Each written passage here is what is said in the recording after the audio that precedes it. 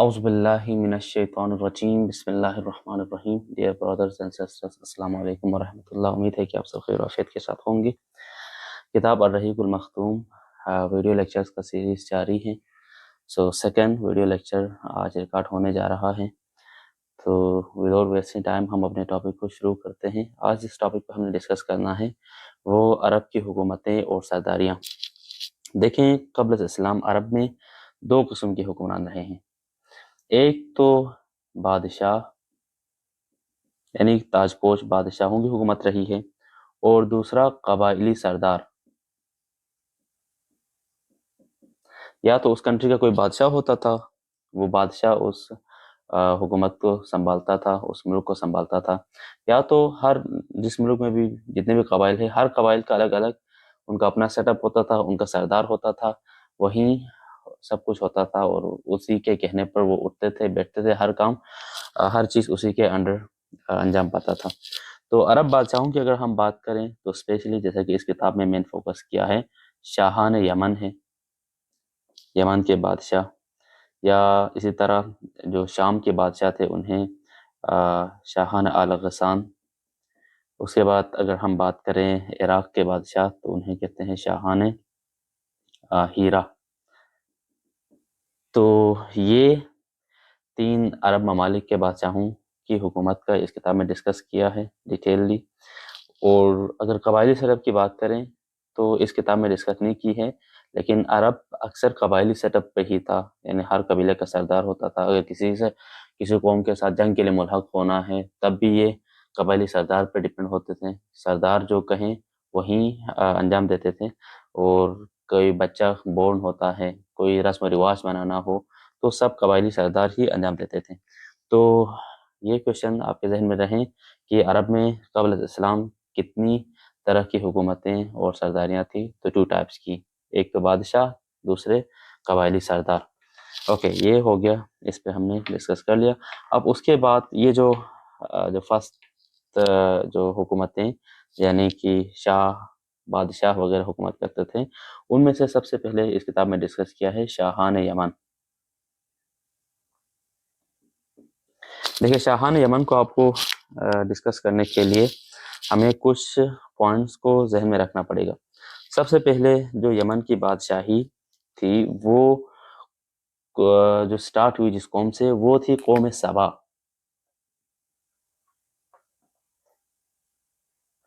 تو یہ قوم سبا، جیسے کہ ہم نے پہلے بھی خاص طور میں عرض کیا تھا، یہ عرب عاربہ تھے، ٹھیک ہے. اور یہ قدیم ترین قوم تھی. ملکہ بلقیس کا جو واقعہ ملتا ہے یہ بھی قوم سبا کی ہی تھی. اسی طرح جو دیگر جو مغرب تھے یا اسی طرح جو دیگر شاہان تھے، وہ اسی قوم سبا سے ہی ان کا تعلق تھا. تو ہم دیکھتے ہیں کہ قبل اسلام کچھ ادوار کے ہم ڈسکس کرتے ہیں شاہان یمن کے حوالے سے. تو اگر ہم 650 قبل مسیح کی ہم بات کریں تو 650 سے پہلے، یعنی 650 قبل مسیح سے پہلے جو شاہان یمن تھے ان کا لقب، یہ کوشچن پوچھا جاتا ہے کہ 650 ہجری سے پہلے جو شاہان یمن تھے ان کا لقب کیا تھا. تو ان کا لقب یہ لوگ استعمال کرتے تھے مکرب یا مکرب. یہ لفظ یمن کے بادشاہوں کے لیے بولا جاتا تھا. اور اس وقت ان کا جو پائے تخت جسے کہتے ہیں دار الحکومت جو تھا سروا، یہ ابھی بھی یمن کا ایک شہر ہے. یہ ان کا مکرب بادشاہ تھے، ان کا کیا تھا، دارالحکومت تھا. اور آج بھی کہا جاتا ہے کہ ان کے جو مکرب بادشاہ تھے سروا میں، ان کے کھنڈرات اسپیشلی معارف میں ابھی بھی پائے جاتے ہیں. اور جو کہ خریبہ کے نام سے بہت مشہور ہے. ان کے جو کتیبے وغیرہ ہے یا ان کے جو کچھ کھنڈرات وغیرہ ہیں وہ آج بھی وہاں پر موجود ہیں. اور کہا جاتا ہے کہ اسی دور میں، جیسے کہ میں نے کل بھی ڈسکس کی تھی، کہ معارف بند کے ٹوٹنے کی وجہ سے لوگوں نے ہجرت کر کے وہ عرب پیننسلا میں یعنی جزیرہ عرب نما میں یہ لوگ آئے تھے. وہ جو معارف بند باندھا گیا تھا وہ انہی کے دور حکومت میں، یعنی کہ قبل 650 قبل مسیح اس کی بنیاد رکھی گئی تھی. تو یہ دور تھا 650 کا. اس کے بعد اس میں آپ نے ایک بات یاد رکھنی ہے کہ قوم سبا کے پہلے بادشاہوں کا کیا لقب تھا، تو وہ مکرب کے یا مکرب کے نام سے مشہور تھے. اس کے بعد 650 سے لے کر 115 تک، 115 قبل مسیح تک کا جو دور ہے وہ آپ دیکھیں تو ان ایام میں، ان ادوار میں شاہان یمن مکرب کے بجائے ایک اور لقب استعمال کرتے ہیں، وہ ہے بادشاہ. ڈائریکٹلی وہ بادشاہ کا لقب اختیار کرتے ہیں، یعنی یمن کے جتنے بھی بادشاہ آتے ہیں ان کو اب مکرب نہیں کہتے بلکہ بادشاہ ہی کہتے ہیں اس دور میں. ٹھیک ہے. اور کہتے ہیں کہ یہ ان کے جو کیا کہتے ہیں، یہ جو بادشاہ تھے ان کا بھی دارالحکومت تھا، وہ بھی وہیں سروا ہی تھا. اور یہ اس وقت ان کا دارالحکومت رہا ہے. اور بعد میں سروا کو انہوں نے چھوڑ کر انہوں نے معارب کو ہی کیا بنایا، انہوں نے دارالحکومت بنایا، یعنی پائے تخت، یعنی حکومت کرنے کی جگہ انہوں نے سروا سے معارب کو انہوں نے اختیار کیا. اور جس کے جو کیا کہتے ہیں کھنڈرات آج بھی کہا جاتا ہے، جہاں پر بھی ہوتی رہتے ہیں. صنعا یمن کا ایک شہر ہے بہت بڑا. ابھی تو میرے خیال میں ابھی دارالحکومت صنعا ہی ہے، ابھی جو حال حاضر یمن کا جو دارالحکومت ہے، تو وہاں پر ان کے کیا کہتے ہیں کھنڈرات اب بھی پائے جاتے ہیں. اس کے بعد ہم یمن کے، میں شارٹ کر کے بتا رہا ہوں آپ لوگوں کو، اگر ہم بات کریں 115 سے لے کر 300 قبل مسیح کا، اس دور کے ہم ڈسکس کریں تو کہتے ہیں کہ اس دور میں کہتے ہیں کہ سبا کی مملکت پر، کیونکہ اس سے پہلے تو جتنی بھی قومیں آئی ہیں وہ قوم سبا کی تھی، تو ان پر کن کا حملہ رہا ہے، کن کا غلبہ رہا ہے، تو حمیریوں کا غلبہ رہا. تو یہ حمیری، یہ کیا کہتے ہیں، انہوں نے حکومت حاصل کی. تو جب یہ برسر اقتدار آئے تو انہوں نے معارب کی بجائے انہوں نے ریدان کو انہوں نے کیا بنایا، دارالحکومت یعنی پائے تخت بنایا. اس کے بعد انہوں نے ریدان کا نام ہی چینج کیا، اور اب اسی نام سے مشہور ہے. یہ شہر یمن میں موجود ہے، ظفار کے نام سے یہ مشہور ہوا. اور اس کے کھنڈرات آج بھی یہیں ظفار نامی علاقے پر کہتے ہیں کہ ابھی بھی موجود ہیں، ان کے نام و نشان وغیرہ، ان کے مطلب پرانے آثار قدیمہ. اور کہا جاتا ہے کہ جب یہ برسر اقتدار آئے، یعنی یہ جو حمیری برسر اقتدار آئے، چوں ہی یہ حمیری برسر اقتدار آئے، وہیں دور یہ قوم سبا کی زوال کا کیا کہتے ہیں دور تھا. اور قوم سبا کی زوال یہیں سے ہی شروع ہوا. اس کے بعد کہا جاتا ہے کہ پہلے تو کہتے ہیں کہ نبطیوں نے شمالی حجاز پر اپنا اقتدار قائم کیا، پھر سبا کو نکال دیا وہاں سے. پھر اس کے بعد جو رومیوں کے ساتھ جنگ ہوئی تو رومیوں نے مصر اور شام اور شمالی حجاز میں قبضہ کر کے یہ جو یمنی وہاں پر بستے تھے، کل ہم نے بتایا کہ یہ جو یمنی تھے وہ ہجرت کر کے کیوں آئے تھے جزیرہ نما عرب پر، تو کیونکہ یہاں پر یہ جو رومی تھے انہوں نے ان کا جو تجارت کا جو راستہ تھا مصر اور شام کا وہ روک دیا تھا. تو یہ اسی دور میں انہوں نے روکا، جس کی وجہ سے ان کی پوری زندگی مخدوش ہو کر رہ گئی. اور اس کے علاوہ یہ خود آپس میں، یہ جو قحطانی تھے یہ آپس میں خود دست گریبان رہے، جس کی وجہ سے مجبور ہو کے یہ قحطانی انہوں نے ترک وطن کیا اور یہ حجاز میں آئے. تو یہ تھا 115 سے 300 قبل مسیح کا دور. اور آخر میں ایک اور ڈسکس کرتے ہیں 300 قبل مسیح کے بعد سے اسلام تک کا دور. یہاں سے اسلام تک کا دور کی اگر آپ بات کریں تو کہتے ہیں کہ اس دور میں بیرونی مداخلت زیادہ ہوتی ہے. اچھا جی، یہ جو حبشی ہے، حبش کے رہنے والے، انہوں نے کہتے ہیں کہ انہوں نے حمیر و حمدان کی، کیونکہ یہ کیا کہتے ہیں حبشیوں نے ڈائریکٹلی حملہ نہیں کیا، انہوں نے ایک اسٹریٹجی اپنائی. کیونکہ کن کی حکومت تھی پہلے، تو حمیریوں کی تھی. تو یہ حمیری اور ایک اور قبیلہ وہاں پر تھا، جو قوم تھی وہ تھے حمدان. ان دونوں کے درمیان آپس میں ہمیشہ ٹسل اور جنگ رہی ہے. تو جب یہ دونوں آپس میں لڑتے رہے تو ان کو فائدہ ہوا حبشیوں کو. تو حبشیوں نے آ کر دونوں کو مغلوب کر لیا، اور کلن حبشیوں نے یمن پر کیا کر دیا، انہوں نے قبضہ کیا. اور کہا جاتا ہے کہ یہ وہی دور ہے جب حبشی اس پر قائم تھے. تو اس وقت جو معارف کا بند جو ملکہ سبا نے باندھا تھا، 22 کلومیٹرز کا اتنا لمبا بند تھا، یہ ٹوٹ گیا، جس کی وجہ سے سیلاب آیا اور تمام بستیاں کیا ہو گئی، ویران ہو گئی. تو یہ تھا یمن کے بارے میں. شاہان یمن کے کون کون سے بادشاہ وہاں پر برسر اقتدار رہیں، یہی آپ کے ذہن میں رہیں، اتنا ہی کافی ہے۔ اور اگر ہم اس کتاب میں ہم بات کریں تو ہیرا کی بادشاہی کا، کیونکہ میں نے 3 بادشاہوں کا یہاں پہ نام لیا ہے، تو ہیرا کی بادشاہی کے بارے میں بات کریں تو ہیرا کہاں پر ہے؟ عراق میں، ٹھیک ہے۔ اچھا جی، تو کہتے ہیں کہ اس دور میں کن کی حکومت رہی ہے؟ کوروش کبیر، فارسی میں کوروش کبیر کہتے ہیں، کوروش بزرگ بھی کہتے ہیں، یہ ان کا بہت بڑا بادشاہ تھا، اور کیا کہتے ہیں یہ فارسیوں کا، اور اس کی خبر ابھی یہاں پر ایران میں یہاں پر کیا بولتے ہیں شیراز میں اس کی خبر ہے، اور اس کے بہت بڑے بڑے کتیبے نصب ہیں وہاں پر۔ تو یہ کوروش اس کی حکومت رہی ہے۔ اس کے بعد بھی تقریباً 500 سال تک انہی کیا کہتے ہیں فارسیوں کی حکمرانی رہی عراق پر، نہ صرف عراق پر، عراق اور گرد نواح، یعنی اس میں ایران ہے، عراق ہے، افغانستان ہے، تاجکستان ہے، یہ سارے ان پر ان کی حکومت رہی ہے۔ تو اس کے بارے میں اتنا ہی یاد رکھیں کہ ہیرا پر کن کی حکومت تھی، تو کلن فارسی میں حکومت تھی۔ اس کے بعد شام کی بادشاہی کی بات کریں تو شام میں ایک خاندان تھا، اس کی بادشاہت زیادہ رہی ہے، سب سے زیادہ، وہ ہے آل غسان۔ صرف یہی یاد رکھیں، ان کی حکومت بہت ہی زیادہ رہی ہے، اور یہ برسر اقتدار رہے ہیں کافی حد تک۔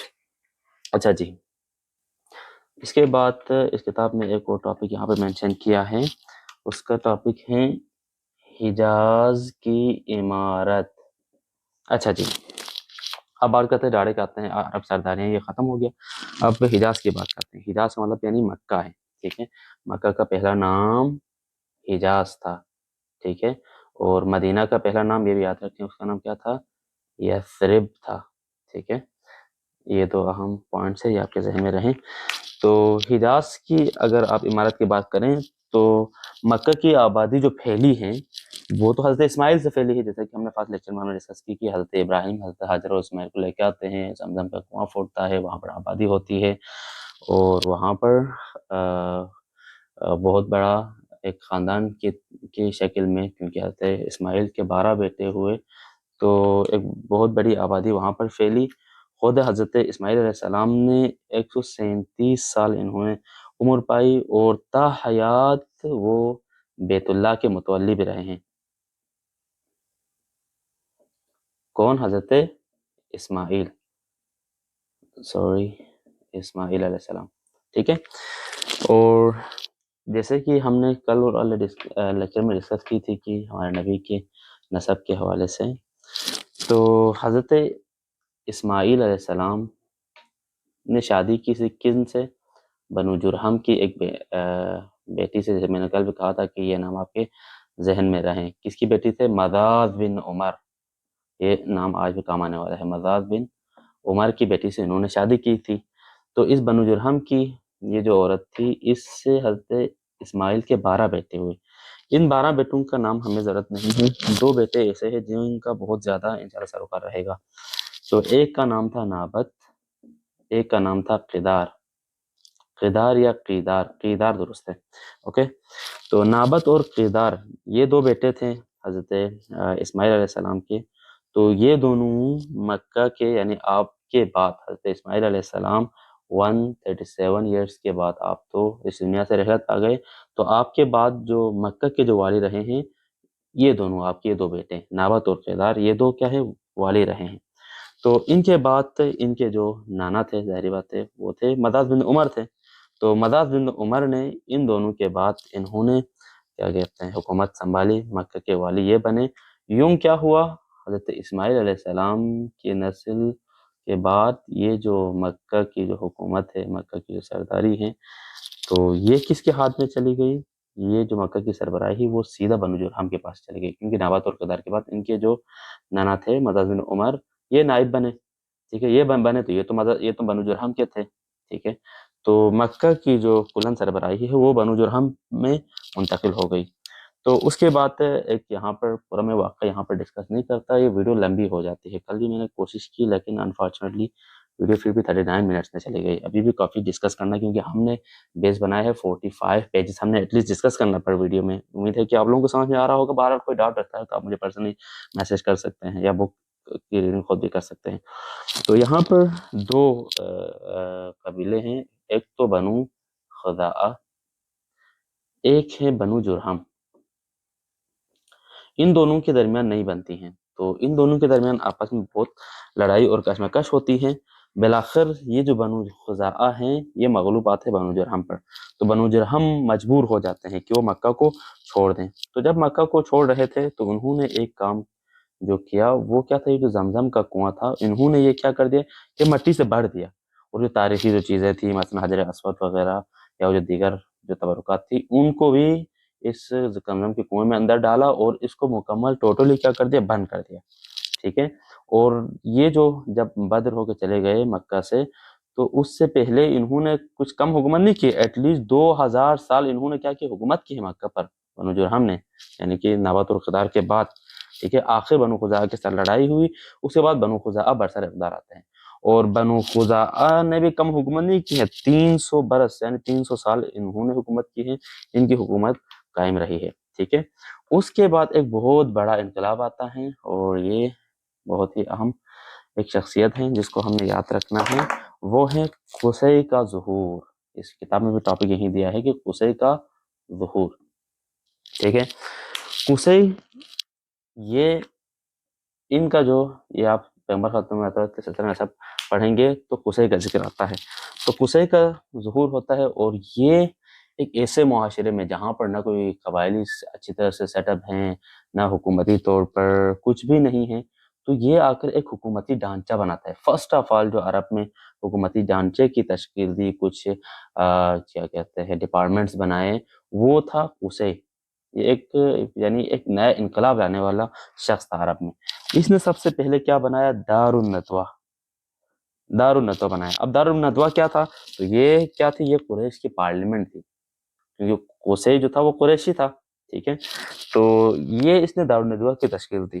تو یہاں پر کیا ہوتا تھا, تمام لوگ اپنے اہم جو معاملات ہوتے تھے, تمام فیصلے آ کر اسی پارلیمنٹ میں, یعنی آپ پارلیمنٹ ہی کہہ سکتے ہیں, ادھر آ کے کیا کرتے تھے, ڈسکس کرتے تھے.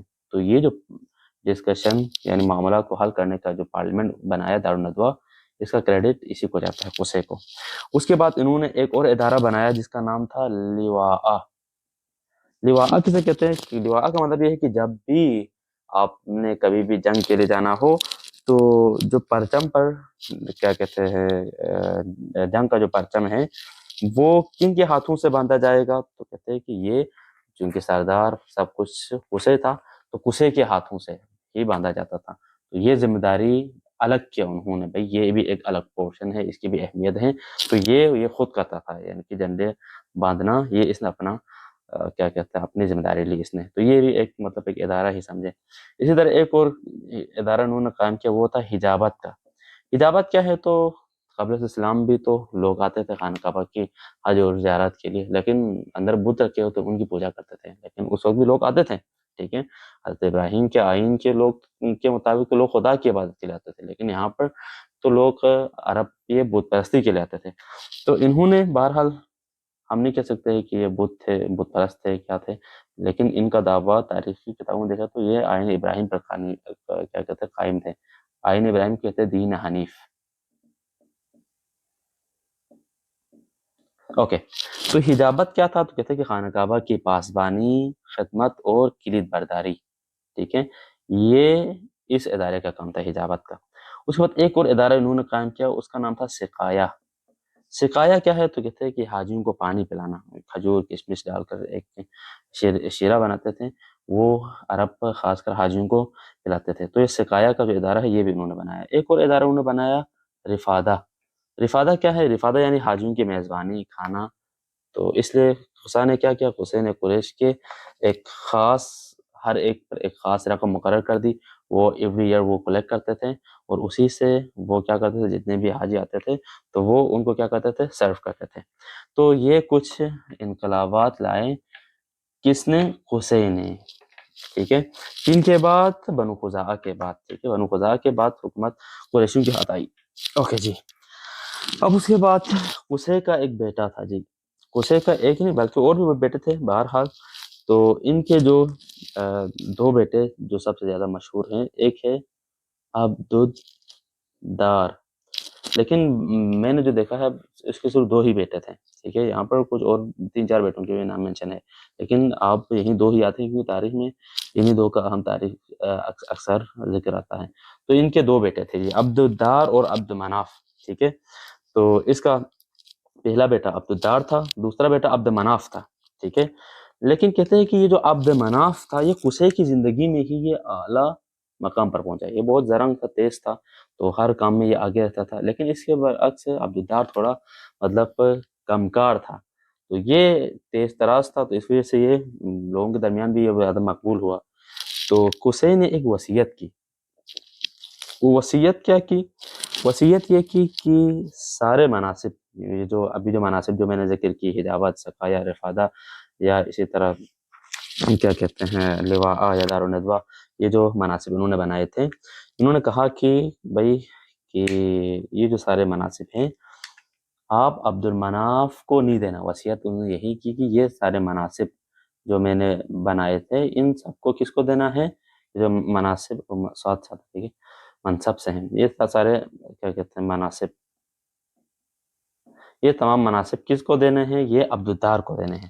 ٹھیک ہے، تو کیونکہ قصے کی بات واجب العمل تھی، وہ ایک بہت بڑا سردار گزرا ہے. ٹھیک ہے، تو اس لیے اس کی وصیت پہ کیا کی گئی؟ عمل کی گئی. وصیت کیا تھی؟ وصیت یہ تھی کہ وہ جو تمام مناصب انہوں نے بنائے تھے میری وفات کے بعد یہ مناصب عبدالدار کو دینا ہے، کیونکہ عبد المناف نے تو اپنی جگہ لے لی ہے آلریڈی، وہ لوگوں کے درمیان اتنا مقبول ہو چکا ہے. تو جب یہ وفات پاتا ہے تو اس کی وصیت پہ کیا ہوتی ہے؟ عمل ہوتی ہے. عمل ہوتی ہے تو ان کے بیٹوں یعنی عبدالدار اور عبد مناف کے درمیان یہ کیا ہوتے ہیں؟ ان کی تقسیم بندی ہوتی ہے. تو اسی تقسیم بندی پر کیا ہوتا ہے؟ یہ ان دونوں کی لڑائی ہوتی ہے، عبد مناف اور عبدالدار کی. تو پہلے قریش ایک تھے، ٹھیک ہے، بعد میں کیا ہو ان پہ پارٹیشن ہو گئی، عبدالدار اور عبد مناف کے مناصب پر کیا ہو گئی؟ لڑائی ہو گئی. تو قریش کیا ہو گئی؟ تقسیم ہو گئی ایک دوسرے پر. تو یہاں پر کیا مشکل آیا؟ تو یہاں پر پہلے جو مل جل کے یہ لوگ رہتے تھے اب وہ نہیں رہا. تو پھر کیا ہوا؟ مناصب کی تقسیم بندی ہوئی تھی. عبد مناف یہاں پر آلریڈی میں لکھا ہوا ہے عبد مناف کے لیے کون کون سے مناصب آئے؟ تو 2، رفادہ پلس سقایا، یہ 2 ان کو آئی. جبکہ جو دار الندوہ تھا، ٹھیک ہے، پلس لواء پلس حجابت، یہ جو 3 مناصب تھے یہ عبدالدار کو آئے. ٹھیک ہے، تو کہتے ہیں کہ بنو عبد مناف، جیسے کہ میں نے کل بھی ذکر کیا تھا کہ اس کے 4 بیٹے تھے. تو 4 بیٹوں میں سے یعنی ان کو تو 2 ہی مناصب ملے ہیں، تو اس کے بھی کیا تھے؟ 4 بیٹے تھے. کل ہم نے ذکر کیا تھا اگر ذہن میں ہو تو، عبد الشمس تھا، نوفل تھا، مطلب تھا اور ہاشم تھا. تو جب یہ 2 ان کو مل گئے تو یہ تو 4 بیٹے ہیں اور مناصب ہے 2. تو اب کیا ہوا؟ یہاں پر ان کی بھی آپس میں لڑائی ہو گئی. کسی نے کہا نہیں مجھے چاہیے. مناصب 2 ہیں، بیٹے کیا ہے؟ 4 ہیں. تو کیا کی گئی؟ قرعہ کشی کی گئی. ٹھیک ہے جی، لکی ڈرا، قرعہ کشی کی گئی. تو قرعہ کشی میں یہ جو کیا کہتے ہیں سقایا کا منصب تھا وہ کس کو آیا؟ ہاشم کو آیا. ٹھیک ہے، اور ہاشم نے کیا کہتے ہیں اپنی عمر بھر یہ بلکہ ایک ہی نہیں بلکہ دونوں مناصب، ٹھیک ہے، دونوں مناصب کے لیے قرعہ کشی کی گئی. تو رفادہ اور سقایا دونوں کس کے لیے آئے؟ ہاشم کے لیے آئے. تو ہاشم نے یہ منصب سنبھالا اور ہاشم نے اپنی عمر کے آخر تک انہوں نے اسی 2 مناصب کو سنبھالے اور انہوں نے یہ 2 کام انہوں نے خود انجام دیے.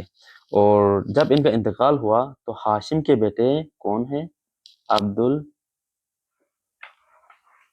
میرے خیال میں میری لائٹ چلی گئی ہے، اگر شاید ویڈیو ڈسٹرب نہ ہو تو 1 سیکنڈ میں اس کو آن کر دوں تاکہ یہ بیٹری لو ہونے والی. اوکے، اچھا جی، ہاشم کے بیٹے تھے عبد المطلب. ٹھیک ہے، تو ان کے بعد ہاشم کی جو کیا کہتے ہیں یہ 2 مناصب تھے، ہاشم کی وفات کے بعد عبد المطلب نے ان کو سنبھالا.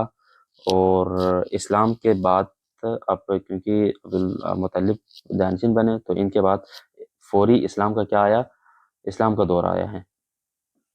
اسلام کا دور آیا تو ان کے بیٹے یعنی کہ عبد المطلب کے بیٹے عباس، حضرت عباس، ٹھیک ہے، عباس بن عبد المطلب، ان کے بعد جب اسلام کا دور آیا تو انہوں نے سنبھالا ہے، ٹھیک ہے۔ کون سا منصب؟ یہ رفادہ اور سقایا۔ ان کے علاوہ بھی کچھ اور مناصب تھے، اب ان کو بھی میں جلدی ڈسکس کرتا ہوں۔ یہاں پر ڈارکنیس آ گئی ہیں، اچھا جی۔ ان کے علاوہ کچھ مناصب اور بھی تھے، وہ ان مناصب کا میں اسپیڈلی میں بتاتا ہوں۔ ایثار کا مطلب کیا ہے؟ مثلا فالگیری اور قسمت دریافت کرنا، یہ کس کے پاس تھا؟ یہ والا جو منصب تھا یہ بنو جہم ہے، ہاں ہے، ٹھیک ہے، بنو جہم کے پاس تھا۔ اس کے بعد ایک اور منصب تھا، وہ تھا مالیت کا نظام، مالیت کا جو نظم تھا جس میں کیا کہتے ہیں نذر و قربانی وغیرہ شامل تھے، یہ کس کے پاس تھا؟ بنو سہم۔ اس کے بعد تیسرا تھا شورا، انہوں نے بنائی ہوئی تھی، یہ بنو اسد کے پاس ہے یہ والا منصب۔ اور چوتھا تھا اشناق کا مطلب یعنی دیت کے جرمانوں کا جو نظم تھا، یہ کس کے پاس تھا؟ بنو تیم کے پاس تھا۔ اس کے بعد ایک اور منصب ہے، وہ ہے عقاب یعنی کیا کہتے ہیں جب آپ پرچم بناتے ہیں تو اس کی جو علم برداری ہوتے ہیں، مطلب قومی جو پرچم ہے، تو یہ کن کے پاس تھا؟ یہ بنو امیہ کے پاس تھا۔ اس کے بعد تھا قبہ، یہ مطلب کیا تھا؟ یہ فوجی کیمپ، یہ اس کا انتظام تھا بنو مخزوم کے پاس۔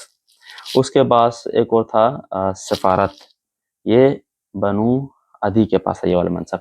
اور یہی کچھ مناسب تھے، یہ ڈفرینٹ کیا کہتے ہیں عرب کے جو کیا کہتے ہیں یہ قبائل تھے، ان کے درمیان یہ تقسیم بندی تھی، اور یہ ہی تقسیم مل کر یہ مناسب یہ چلاتے تھے۔ اب اس کے بعد اب یہ جو قبائلی سردار تھے، تو یہ جب یہ مناسب سنبھالتے تھے تو ان کے لیے کچھ خاص امتیازات بھی تھی، خصوصیات بھی۔ وہ امتیازات کیا تھی؟ تو ان کو بھی الگ الگ ٹرمز میں ہم ڈسکس کرتے ہیں۔ نمبر 1 ہے مربا، یعنی یہ جو جتنے بھی عرب سردار ہیں، سرداروں کے امتیازات۔ سب سے پہلے ہے مربا کیا ہے؟ تو کہتے ہیں کہ مال غنیمت کا چوتھا حصہ، جب بھی کوئی جنگ ہوتی ہے مال غنیمت ملتا ہے، تو مال غنیمت کا چوتھا حصہ ہمیشہ ان سرداروں کو جاتا تھا، ٹھیک ہے۔ نمبر 2 ہے صفی کیا ہے؟ تو کہتے ہیں کہ صفی وہ مال جسے تقسیم سے پہلے سردار اپنے لیے منتخب کرے۔ اب یہ مال ہے، ٹھیک ہے، ابھی تقسیم سے پہلے ہی کیا کرتا ہے سردار؟ اپنے لیے کیا کرتا ہے؟ انتخاب کرتا ہے، اسے کہتے ہیں صفی۔ تو یہ کیوں بھائی؟ ابھی تقسیم ہی نہیں ہوا، تمہیں کیوں؟ تو وہ اس کے لیے بس یہی کافی تھا، بھائی میں سردار ہوں، تو سردار ہونے کی خصوصیت یہی ہے کہ میں اپنے پسند کیا پہلے ہی سے یہ ایڈوانس لے لوں۔ اس کے بعد تیسرا تھا کہ نشیطہ کیا ہے؟ تو نشیطہ یعنی وہ مال جو کہتے ہیں کہ اصل قوم تک پہنچنے سے پہلے راستے میں ہی سردار کے ہاتھ لگتے ہیں۔ مثلا کوئی مال ہے، مطلب مال غنیمت ابھی لوگوں میں تک نہیں پہنچتا، راستے میں سردار کو پتا چلا کہ بھائی یہ سامان فلاں قوم کے لیے جا رہا ہے، ادھر ہی روک لیتا تھا، وہ لے جاتا تھا تو کوئی کچھ بول نہیں سکتا، کیونکہ وہ سردار ہے۔ سردار کے امتیازات میں سے ایک یہ ہے کہ وہ نشیطہ اٹھا سکتا ہے، ٹھیک ہے۔ اس کے بعد چوتھا ہے کہ فضول کیا ہے؟ تو کہتے ہیں کہ وہ مال جو تقسیم کے بعد بچ جائیں، مثلا یہاں پر 5 درہم ہیں، ٹھیک ہے، تو یہ 5 درہم فار ایگزامپل کچھ جتنے بھی اقوام تھے ان سب میں تقسیم کر دیا، پھر بھی 1 درہم بچ گیا، تو یہ بچ گیا تو یہ پھر دوبارہ تقسیم نہیں کرنا، یہ جائے گا سردار صاحب کو۔ تو یہ کچھ امتیازات تھی جو ان قبائلی سیٹ اپ کے جو سردار تھے وہ اٹھا لیتے تھے، مربا، صفی، نشیطہ اور فضول۔ تو یہ بھی ڈفرینٹ ڈیفینیشنس ہیں، ٹرمز ہیں، یہ بھی آپ کے ذہن میں رہیں انشاءاللہ۔ اچھا جی، اس کے بعد یہاں پہ ایک اور ٹاپک ہم شروع کرنے جا رہے ہیں، وہ ہے عرب ادیان و مذاہب۔ اسلام تو بعد میں آیا، ٹھیک ہے، تو عرب میں جو پہلے سے رائج جو ادیان تھے، وہ مذاہب تھے، وہ کون کون سے تھے؟ دیکھیں یہ بات آپ یاد رکھیں کہ عرب خود جو تھے وہ دعویٰ کیا کرتے تھے؟ ہم دین حنیف کے پیروکار، دین حنیف یعنی وہی حضرت ابراہیم علیہ السلام کا جو دین تھا، جو آئین تھا، اسی کو دین حنیف کہتے تھے۔ تو حضرت ابراہیم علیہ السلام کو دین حنیف، وہ تو قرآن میں کہا کہ ابراہیم حنیف یعنی حق گرا، حنیف کہتے ہیں حق گرا، یعنی حقانیت پر مبنی دین حنیف کا ٹرانسلیشن کرے تو اس طرح سے ہے۔ تو حضرت ابراہیم علیہ السلام کا جو دین تھا دین حنیف تھا۔ تو عرب خود تو دین حنیف کے پیروکار تھے، لیکن وقت کے بدلتے حالات کے ساتھ وہ یہ جو خدائی درس و نصیحت جو دین حنیف سے انہیں ملا تھا وہ اس کو بلا بیٹھے تھے، بلا کر وہ خدا پرستی سے کس کی طرف گئے تھے؟ وہ بت پرستی کی طرف. ٹھیک ہے، اب بت پرستی کی طرف گئے تو ایک کوشچن اٹھتا بھائی عرب میں بت پرستی کا آغاز کب ہوا ہے؟ ایک یہ بہت بڑا کوشچن ہے. تو عرب میں بت پرستی کا آغاز، عرب میں بت پرستی کا آغاز، ٹھیک ہے، کیونکہ ہم عرب پینسلا کی بات کر رہے ہیں تو عرب کے بارے میں ہی ڈسکس کریں گے. عرب میں بت پرستی کا آغاز کب سے ہوا؟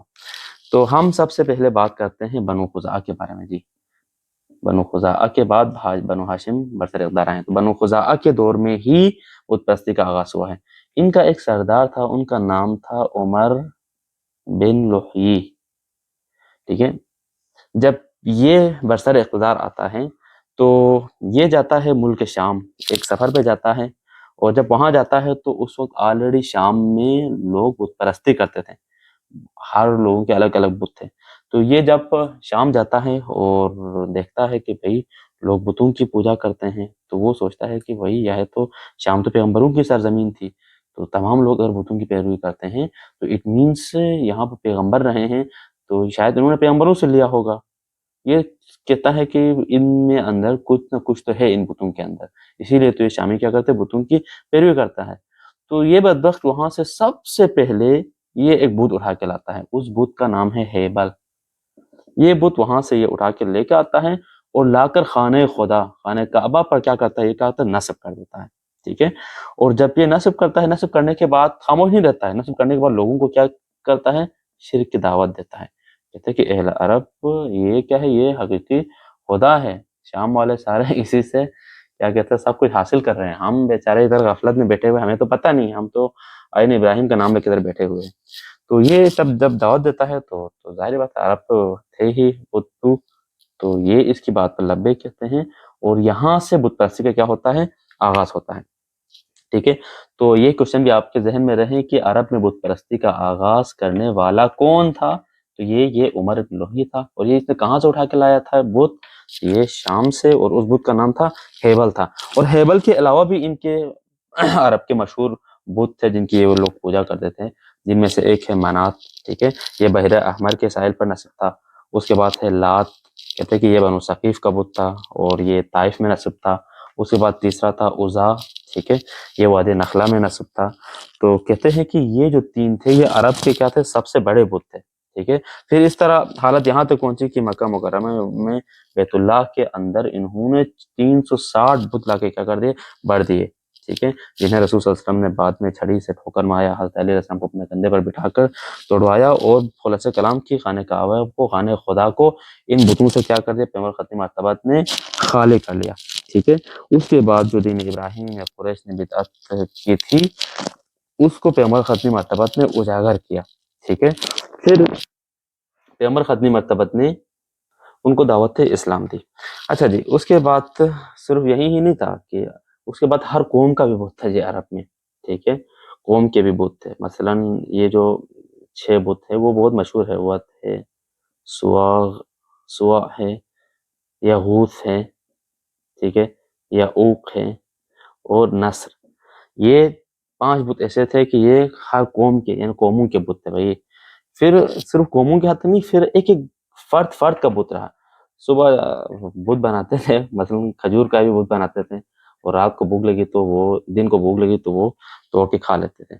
اس کے بعد ہم ایک اور ٹاپک کو بات ڈسکس کرتے ہیں جو اس کتاب میں ڈیٹیل بحث کیا گیا ہے، عمر بن لحیی جس نے بت پرستی کا آغاز کیا ہے. اس کے اختراعات، اس نے صرف یہی بت پرستی ہی نہیں بلکہ اس کے علاوہ بھی کچھ اختراعات کیے ہیں، کوئی خاص طریقے، اچھا کچھ خاص مراسم یہ اس نے ایجاد کیے. تو ہم اس کو ڈسکس کرتے ہیں. فرسٹ آف آل بات کرتے ہیں کہ دور جاہلیت کے جو مشرکین یعنی جن کے پاس بت تھے وہ انہی بتوں کے کیا کرتے تھے؟ مجاور بنے بیٹھے تھے. یعنی کہ اگر کہیں پہ بت ہوتا تو جس طرح سے آج کل نہیں ہوتے کہ درباروں میں یا مساجد کے باہر جو مجاور بیٹھے رہتے ہیں، تو یہ بھی کیا کرتے تھے کہ انہوں نے بتوں کے پاس مجاور رکھنے کا جو رسم ڈالا یہ عمر ابن لوہی نے ڈالا، اور انہیں بتوں کے پاس جاتے تھے، زور زور سے ان کے پاس روتے تھے حاجت کشائی کیا کہتے ہیں مشکل کشائی کے لیے، وہاں پر ان سے دعا کرتے تھے، فریاد کرتے تھے، اور بہرحال جس طرح سے ہم خدا کے سامنے گڑ گڑاتے ہیں تو یہ انہی کے بتوں کے معبدوں میں جاتے تھے اور اس طرح ان کی عبادت کرتے تھے۔ تو یہ ایک اختراع کی مجاور بنانا، بتوں کو نصب کرنا، پھر وہاں پر مجاور، یہ اس نے اختراع کیا۔ اس کے بعد نمبر 2 اس نے جو اختراع کیا وہ ہے بھائی بتوں کا طواف۔ بتوں کا پہلے تو طواف بیت اللہ کا ہوتا تھا، تو اس نے ایک اور کام شروع کیا، ان بتوں کا کیا کریں، حج و طواف، یہ اس نے آغاز کیا، ٹھیک ہے۔ تو یہ بدو جاتے تھے ان کا بتوں کے گرد، یہ بھی چکریں لگاتے تھے، ان کو خاص کچھ عبادات انجام دیتے تھے، ان کو سجدہ کرتے تھے، عاجزی کے ساتھ ان کے سامنے پیش آتے تھے، تو یہ بھی اسی نے اختراع کیا۔ اور اسی طرح نمبر 3 اس نے جو اختراع کیا، جس طرح سے خدا کے خانے خدا میں نذرانے پیش کرتے ہیں، قربانیاں پیش کرتے ہیں، جیسے خدا ہادی جو قرآن میں ذکر آیا ہے قربانی کے جانور ہیں، تو اس نے بھی کیا کیا بھائی، بتوں کے لیے بھی نذرانے، بتوں کے سامنے بھی قربانیاں پیش کرنا، کبھی بتوں کے آستانے پر تو کبھی کہیں پر بھی بتوں کا نام لے کر کیا کرتے تھے، جانور ذبح کرتے تھے۔ تو یہ اس کا ذکر قرآن میں بھی آیا ہوا ہے کہ بھائی تم لوگ جو سورہ مائدہ میں ہے کہ جو حرام چیزیں ہیں ان میں سے ایک چیز یہ ہے کہ جو کیا کہتے ہیں غیر اللہ کے نام پر جو ذبح ہوتا ہے وہ بھی کیا ہے، حرام ہے۔ غیر اللہ کے نام پر ذبح کیا یعنی ذبح کا مطلب کیا ہے، یعنی یہ جو بتوں کے نام پہ یہ لوگ کیا کرتے ہیں، جانور ذبح کرتے تھے، تو یہ اصل میں تو خانہ خدا کے لیے مخصوص تھا۔ تو یہ اختراع بھی کس نے کیا، یہ بھی عمر ابن لوہی نے کیا، ٹھیک ہے۔ قرآن میں ہے نا وما ذبح علی النصب، یعنی جن جانوروں کو تم بتوں کے نام لے کر ذبح کرتے ہو وہ بھی کیا ہے، حرام ہے۔ ولا تأکل مما لم یذکر اسم اللہ، یعنی جن کو تم ذبح کرتے ہو غیر اللہ کے نام پر وہ بھی کیا ہے، تمہارے لیے حرام ہے۔ اس کے بعد ایک اور اختراع انہوں نے کیا ہے، وہ یہ کہ مشرکین یعنی بتوں سے تقرب کے لیے اپنے کھانے پینے کی چیزوں یعنی اپنی کھیتی جانوروں کا حصہ ان کے لیے کیا کرتے تھے، خاص کرتے تھے۔ بھائی مثلا کوئی کسان ہے وہ کوئی کھیتی کرتا ہے تو کھیتی کا ایک حصہ بھائی یہ جو فصل آئے گی یہ بت کے لیے پہلے سے طے کرتے تھے۔ مثلا کوئی جانور پالتا ہے، اسے 20 جانور ہیں تو 20 میں سے مثلا 5 یہ پہلے سے مختص کر دیتا ہے جانوروں کے لیے، بھائی پہلے سے ہی مطلب چیز ریڈی ہونے سے پہلے ہی کچھ چیز مختص کر کے خدا کے لیے، ہم نہیں کہتے مثلا یہ اگر میں اس میں کامیاب ہو گیا تو یہ میں کیا کرتا ہوں خدا کے لیے دیتا ہوں، تو اس نے یہ اس کا رخ موڑ دیا بتوں کی طرف، یہ بھی عمر ابن لوہی نے کیا ہے، ٹھیک ہے۔ اس کے بعد جو نیکسٹ ہیں وہ ہے کہ بھائی بتوں کے تقرب کے لیے کھیتی اور چوپائی کے اندر قسم اور نظریں ماننا۔ آپ مطلب کوئی کھیتی یا جانور رکھتے ہیں تو آلریڈی پہلے سے ہی قسم کرنا، بھائی یہ حصہ ہے یہ بت کے لیے ہوگا، بت کے نام پر ذبح کیا جائے گا، بت کے